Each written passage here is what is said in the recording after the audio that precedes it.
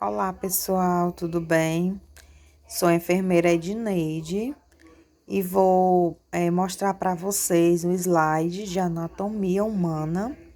Vou dar início à primeira parte de anatomia, onde iremos relatar sobre os ossos, de um modo geral, céfalo-podal, que é da cabeça aos pés. E eu espero que vocês prestem bem muita atenção em tudo que for falado. Vamos lá.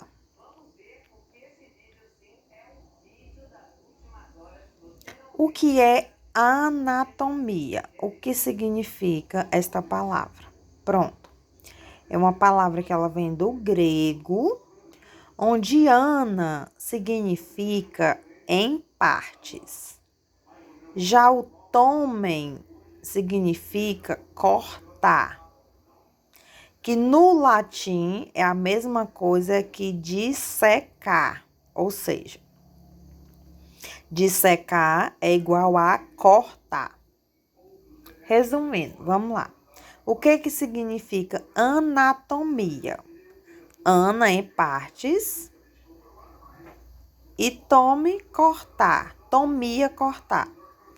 Então, a palavra anatomia significa corte em partes. O prefixo ana em partes e o tomia, cortar. Ou seja, a palavra anatomia significa cortar em partes, que no latim é a mesma coisa que dissecar. Vamos lá para a introdução à anatomia. Vamos lá para os conceitos. A palavra anatomia é derivada do grego anatomy, através de tome, que é igual a corte, dissecção, deriva do latim, que significa separar, e é equivalente etimologicamente à anatomia, onde é o estudo da estrutura dos seres orgânicos através da dissecção, tendo em vista a forma e a disposição de órgãos, ação de dissecar, fazer anatomia de cadáver, conformação do corpo, uma bela anatomia. É uma figura, uma análise minuciosa, fazer anatomia do texto, segundo o dicionário Aurélio, ou seja, como já foi falado, anatomia significa corte em partes. Então, por que aconteceria este corte em partes? O nosso corpo, ele possui várias divisões, que no ensino médio muitas vezes nós aprendemos, né? O nosso corpo é dividido em cabeça, tronco e membros. Porém, nós temos vários planos anatômicos no nosso corpo, certo? Que eu vou mostrar logo após para vocês cada um deles. Vamos lá. Pronto. Na imagem eu estou mostrando uma pessoa e essa pessoa ela está com os braços abertos, com os membros superiores abertos, ou seja, ela está em posição anatômica. Está sendo mostrado para vocês o plano coronal, o plano sagital e o plano axial ou transverso. O que isso quer dizer? No plano coronal, você analisa que ela está sendo dividida ao meio, de frente para trás, vamos dizer assim. Já no plano coronal, ela está sendo dividida ao meio, entre direita e esquerda. Já no plano axial ou transverso, ela está sendo dividida ao meio transversalmente. Ou seja, mas professora, por que acontece isso? Para que isso e por quê? Gente, é o seguinte.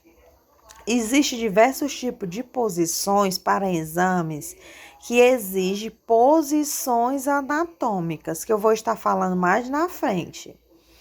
Então, é necessário que quem estuda anatomia venha entender sobre o plano coronal, plano sagital e o plano axial ou transverso, para saber as divisões do corpo humano, certo? Porque assim, como já foi falado, que aprendemos no ensino fundamental, o corpo é dividido em cabeça, tronco e membros. Pronto, cabeça, tronco e membros. Porém, temos os membros superiores, que são os braços direito e esquerdo, e temos os membros inferiores, que são as pernas, tanto direita como esquerda, certo? Vamos lá para a região anterior e posterior. Por que nós precisamos saber sobre a região anterior, posterior, região axial, região coronal? Porque assim, gente, vamos supor que você vai delimitar uma determinada área do seu corpo. Você vai falar sobre o seu tórax. O tórax, ele tanto existe na região anterior como posterior. Porém, na região anterior, vocês estão vendo aí, ó, que é a parte onde ficam as costelas. Já na região posterior, é onde fica a coluna vertebral. E vocês estão vendo que a coluna vertebral, ela é composta por diversas vértebras, que a junção de todas estas vértebras, que são ossinhos, é formada a coluna vertebral, onde dá sustentação para o corpo e é responsável pela questão da locomoção do ser humano. Vamos lá para o termos de relação. Pronto. Vamos lá, especificamente, né? Tem um ser humano aí. Aí, para vocês entenderem melhor, novamente, a região anterior, que significa próximo da frente do corpo, ou seja, a parte da frente. Já a região posterior significa próximo ao dorso do corpo. Porque qual é a região anterior? A região onde fica as costelas, certo? Onde fica o abdômen, vamos dizer assim. E a região posterior? A região posterior é onde fica localizada a coluna vertebral.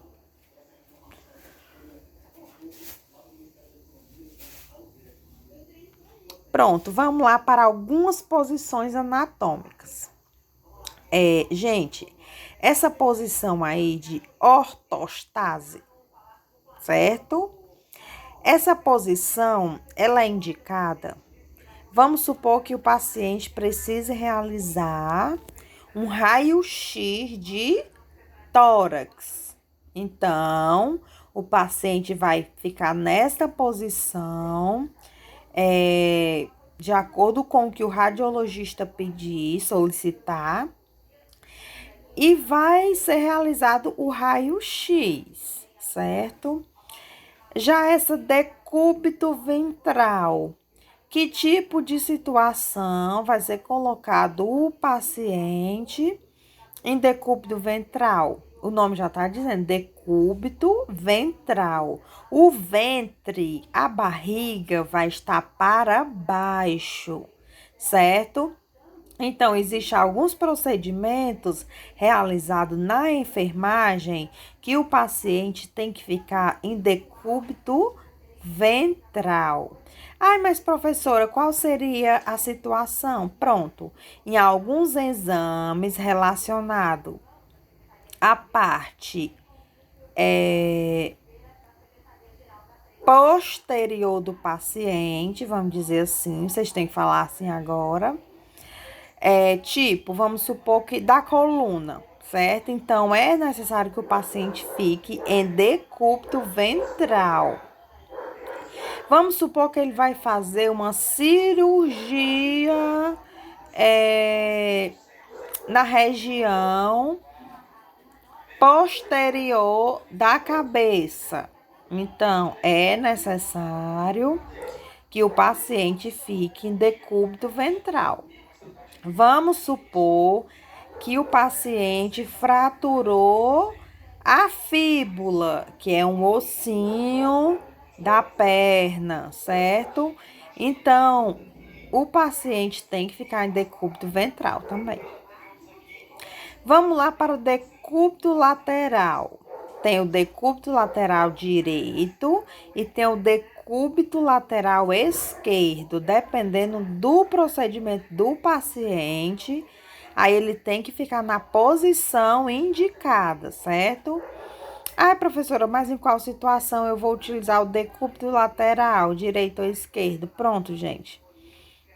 Numa situação, por exemplo, vai realizar um exame, uma ultrassonografia renal, por exemplo, só de um lado. Então, é ideal que o paciente fique em decúbito lateral. Por exemplo, fez a anestesia na cesárea, a paciente precisa. Aí o anestesista fez a anestesia, porém o obstetra ainda não está na sala. É ideal que, por enquanto, a paciente fique em decúbito lateral esquerdo, certo? E essa posiçãozinha aí sentada, pronto. No caso, ela serve para realizar a punção venosa. É uma posição o qual o paciente está bem ereto, com a coluna bem erguida, certo? Então, gente, existem diversos tipos de posições anatômicas que, de acordo com os procedimentos que o paciente vai realizar, tem que se adequar à posição. Decúbito dorsal. Pronto, decúbito dorsal é diversas posições, diversos tipos de procedimento é utilizado o decúbito dorsal. No caso, é a passagem de uma sonda vesical de demora, uma sonda de alívio, uma cirurgia uma cesariana, uma cirurgia abdominal. Gente, diversos tipos de procedimento o paciente tem que ficar em decúbito dorsal. O nome já está dizendo dorso. Dorso é o mesmo que coluna. Se lembre de dorso, se lembre de coluna. Se lembre de ventre, se lembre de abdômen, certo, gente? Vamos lá, prosseguir. Vamos lá para outros tipos de posições. Eu tenho uma posição supina e tenho uma posição prona. Qual é a posição supina? Gente, é o seguinte. A posição supina, o paciente fica deitado em decúbito dorsal, foi o que eu já falei, com o dorso para baixo, com a coluna para baixo, com o travesseiro sobre a cabeça, os braços estendidos ao longo do corpo e as pernas estendidas ou ligeiramente fletidas. Gente, já na posição prona, o paciente fica em decúbito ventral, com a barriguinha para baixo, com o abdômen para baixo, com a cabeça virada para um dos lados, os braços abduzidos para cima, certo? Elevado para cima, com o cotovelo fletido e pernas estendidas. Ou seja, gente, todos esses procedimentos aí, esses dois aí, posição supina e posição prona, eles também são utilizados quando o paciente necessita fazer algum tipo de procedimento na região anterior ou posterior, na região da frente ou na região de trás, vamos dizer assim, do paciente, certo? Você pode utilizar a sua mão, certo? Até aí, você pega a sua mão, quando ela estiver com o dorso, vamos dizer assim, você pega a sua mão e coloca ela em decúbito dorsal, ou seja, você vira os ossinhos da mão para baixo. Então, você vai estar em posição supina, que é o mesmo que pedindo, certo? Vira o ossinho da mão para baixo, como se você estivesse pedindo. Então, essa é a posição supina, porque o dorso da mão vai estar para baixo. Vamos lá para a posição prona. Você vira a palma da mão para baixo. Então, o dorso vai ficar para cima. Então, isso é a posição prona, certo? Isso é só uma observaçãozinha para você nunca mais esquecer. Aí, eu vou colocar uma imagenzinha para vocês visualizar. Ó, da mão. Estão vendo, ó? Prona é a palmazinha para baixo. Supina é a mãozinha pedindo, tá bom?